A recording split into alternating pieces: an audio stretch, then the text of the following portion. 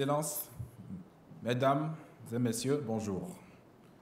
C'est un honneur de prendre aujourd'hui la parole devant vous afin de vous faire parvenir la voix des jeunes, acteurs essentiels de la régionalisation avancée. Un constat partagé de disparités structurelles entre régions en termes non seulement de niveau de développement, mais aussi en termes de ressources et de moyens alloués, impose plus qu'une réflexion, mais un plan d'action concret pour remédier à des inégalités territoriales. De ce fait, la déconcentration et la décentralisation de nos modes de gouvernance devient impératif à l'aune de nouveaux défis auxquels font face nos régions. La dichotomie entre villes dynamiques et territoires délaissés n'a qu'assez duré. Les populations de tous bords espèrent ardemment un nouveau modèle de développement capable d'insuffler un espoir nouveau. La régionalisation avancée se définit donc comme un modèle de développement capable d'assurer une pérennité socio-économique à ces territoires, mais aussi comme un vecteur de valeurs telles que le civisme, la citoyenneté et le patriotisme. Face à ce défi auquel nous faisons tous face, la jeunesse est une ressource intarissable et précieuse qui se doit de participer activement à la vie publique et de son environnement et devrait être accompagnée et écoutée dans ses efforts et ses demandes. Dans ce projet ambitieux qu'est la régionalisation avancée, l'inclusion du capital humain jeune impliqué dans les régions est au cœur de leurs autonomisations. En effet, comment pallier au manque d'innovation et d'entrepreneuriat dans les territoires si ce n'est qu'en impliquant ces forces vives? Il est nécessaire alors d'accorder à ces régions des capacités en adéquation avec la volonté d'autonomisation et d'efficacité de ces secteurs clés. Il s'agit pour les conseils régionaux de se faire l'écho des demandes de sa population et l'étendard de sa jeunesse qui, considéré comme un défi et une opportunité, doit être à la fois formé et aidé. Suite à notre conclave, des recommandations par la jeunesse, pour la jeunesse, ont été formulées en adéquation avec les enjeux et les demandes actuelles.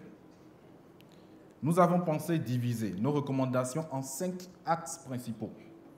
Capital humain, attractivité des territoires, gouvernance et démocratie locale, gestion des services publics et enfin, digitalisation.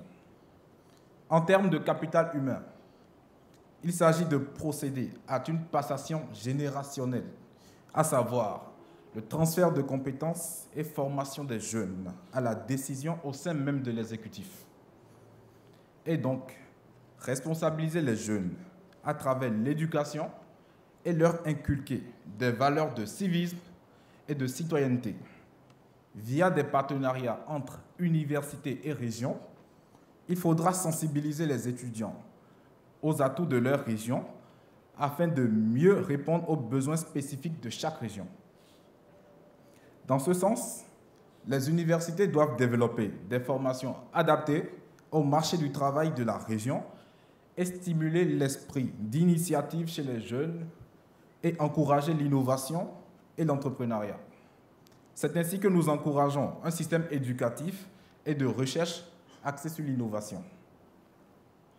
Au niveau de l'attractivité des territoires, les régions devraient développer leur identité autour de leurs atouts, produits et activités phares et accorder des infrastructures adéquates pour les loisirs et l'épanouissement de la jeunesse, à savoir le développement d'infrastructures sportives et culturelles aptes à créer de la mixité sociale et promotion d'un espace public approprié à l'expression de la jeunesse. Pour une meilleure gouvernance et une vraie démocratie locale, cela nécessite l'implication de la jeunesse dans la réflexion, l'élaboration, l'exécution et le suivi des projets structurants de chaque région, en leur accordant notamment des places au sein des conseils régionaux. Cela passe notamment par la redéfinition de la représentativité des jeunes dans les instances de gouvernance, la favorisation de la prise d'initiative et de décision au niveau local et l'instauration d'un contrôle a posteriori. Enfin, le renforcement de la solidarité entre les régions.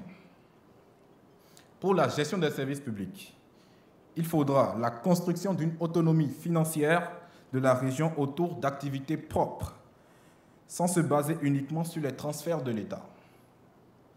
Cela à travers des partenariats publics-privés efficients dans la gestion des services locaux, comme le transport et la gestion des déchets, l'intégration du tissu rural dans les chantiers de développement de chaque région. Enfin, la digitalisation est un point phare dans le succès de la régionalisation avancée et l'implication des jeunes dans cette dernière. La mobilisation des nouvelles technologies de l'information et de la communication dans les mécanismes de concertation entre les jeunes et les décideurs est un axe important d'inclusivité. Nous proposons alors de développer une application web gérée par le Conseil de la région pour rester à l'écoute des besoins et interagir avec la population.